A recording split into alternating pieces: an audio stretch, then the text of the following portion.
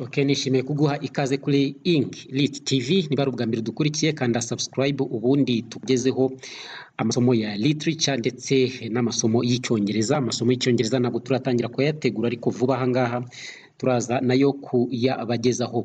Aha rero dore icyo tugiye kureba ni iki. Tugiye kureba icyo twita types of literary works. Twihute.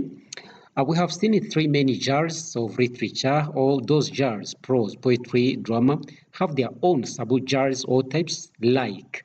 Hano rero muribuka ko ubushize twarebye kuri icyo twita literary genres, twabonye ko ari eshatu. Then izo literary genres reka tuzibibutse, hari prose, ngira ngo murabibona hano, prose, poetry ndetse na drama. Izi rero nazo zigiye zifite utundi du sub-genres cyangwa se izindi types. Reka turebe uko bimeze. Types of prose, urugero wenda turebye hano kuri literary genre ya prose, turahita tureba types of prose. Ahangaha turahita tubona icyo twita novel. Novel, what is a novel? Novel ni iki? A novel is a long piece of narrative fiction. Ahangaha novel, narrative, ubundi bituruka kuri to narrate, bivuze to tell a story.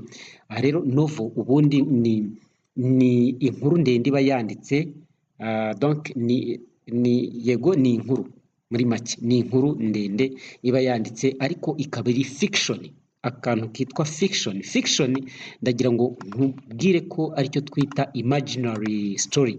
Yes, fiction story ubwo ni imaginary story. Iyo ari fiction film ubwo iba ari filime z'impimbano.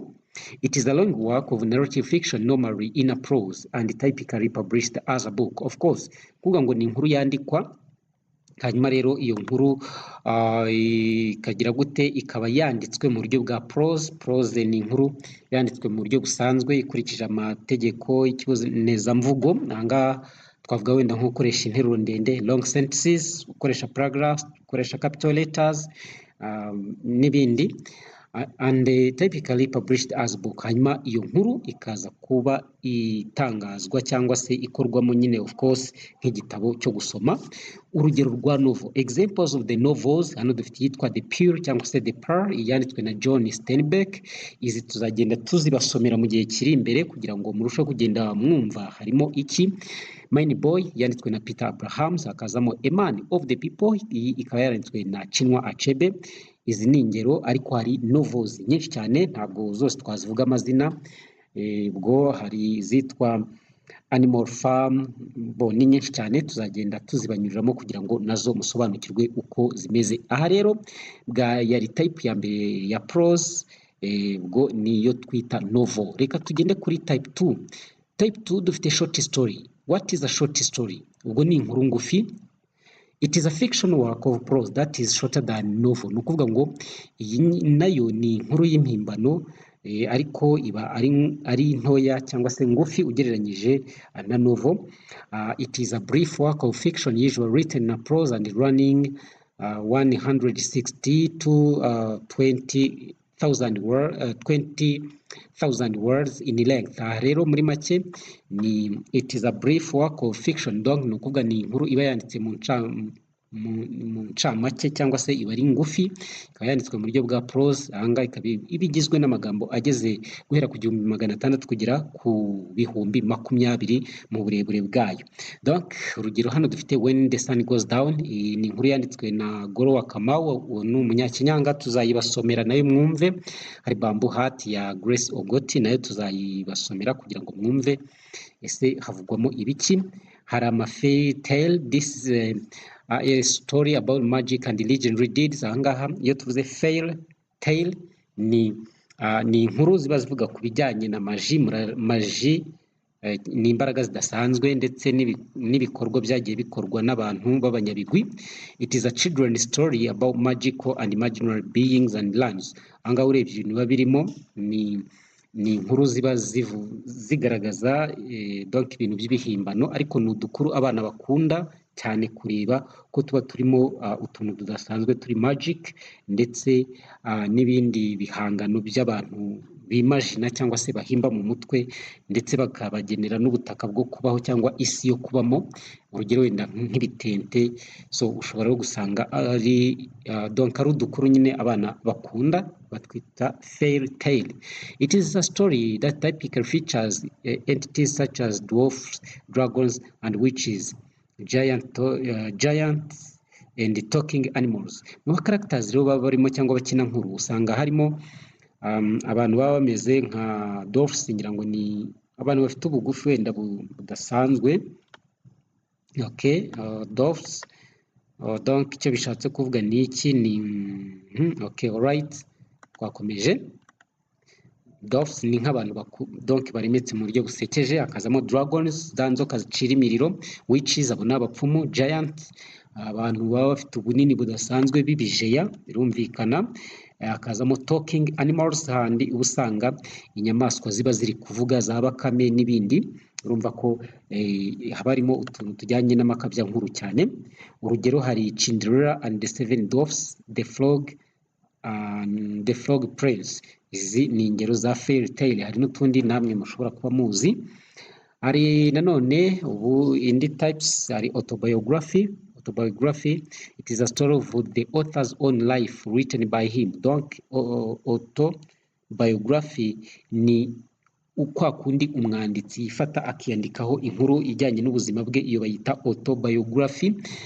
Hanga dufitemo ingero Long Walk of Freedom by Nelson Mandela, kaza Family Life at the White House yanditswe na Bill Clinton. Reka rero dukomeze turebe. Hari nanone tumaze kubona icyo twita autobiography, ubu noneho dufite icyo twita biography. Biography ni iki? It is an account or a story of someone's life written by someone else.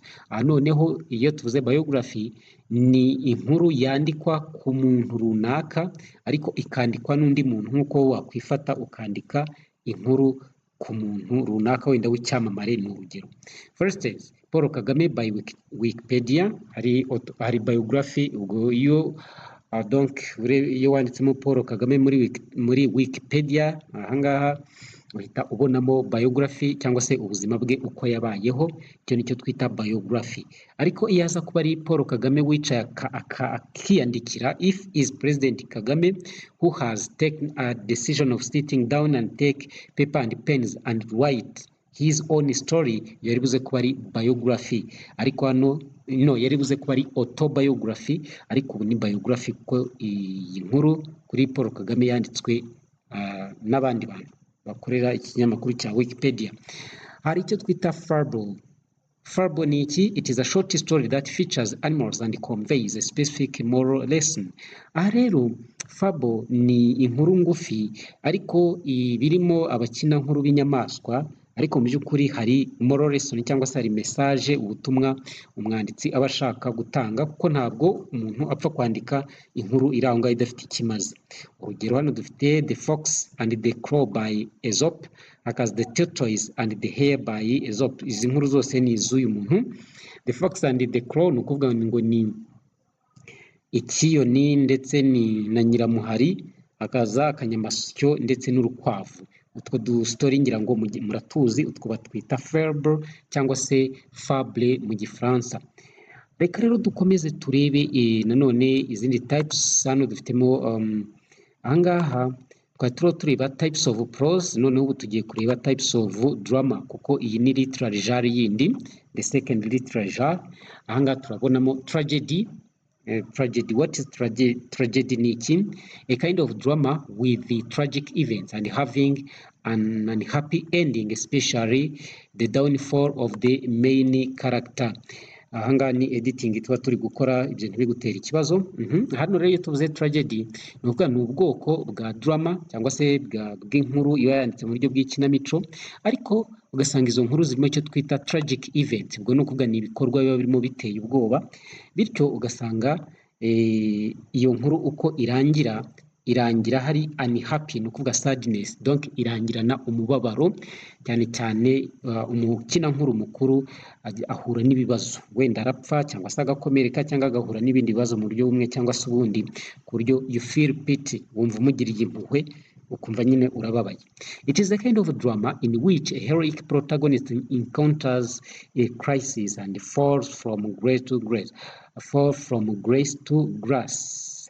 Hano noneho bimeze gute rero? Nanone ngo ni ubwoko bw'inkuru zikinwa aho usanga protagoniste ni wa mukina nkuru ufite positive characters, positive attitudes, the one who resolves the problems in society.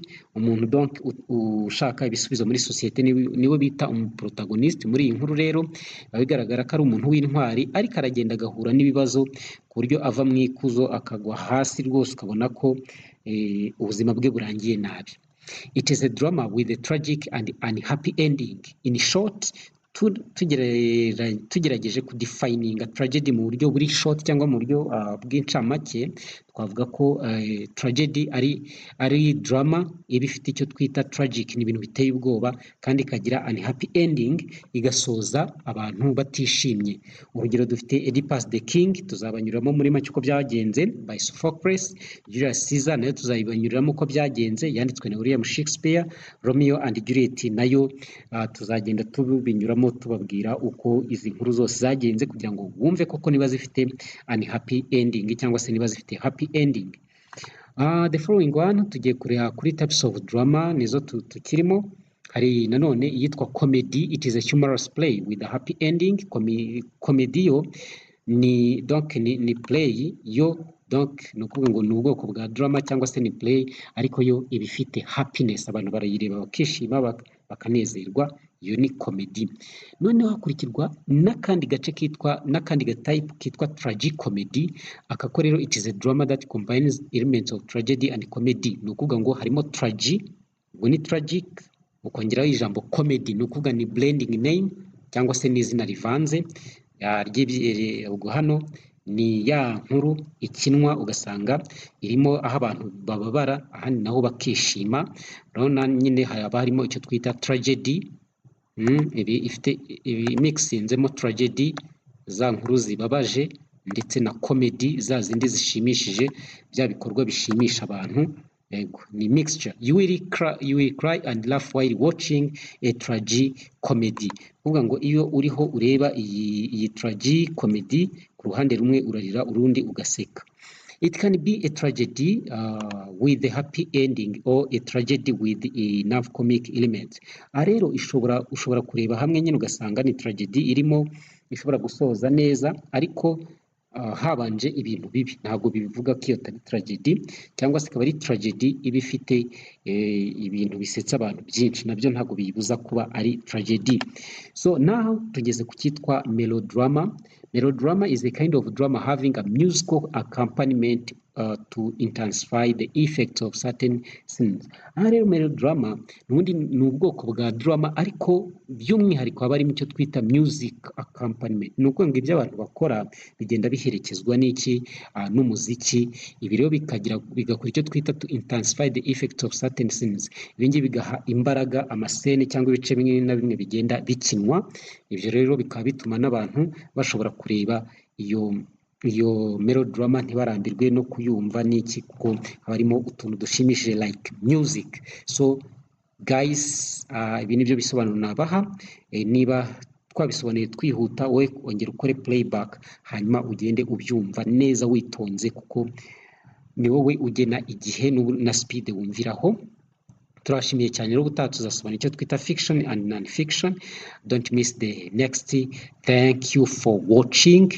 Murakoze cyane kubana na Lit TV. Niba ufite inyunganizi cyangwa igitekerezo twandikire muri comment, igisigaye duhane umugisha twese. I wish you success, ladies and gentlemen. Thank you.